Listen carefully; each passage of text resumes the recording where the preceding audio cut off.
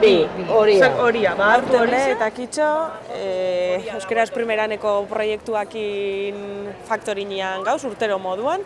Urtero dinamika desberdina itzen dugu, eta urtengo dinamika izango da dado bat hartu, dadua bota, eta segun zenbaki urtetzen dan, irakurri zenbakia ze koloretakoa dan, eta ondoren tokatu zaizun margoa edo rotulkia hartu, horma irudira etorri eta margotu.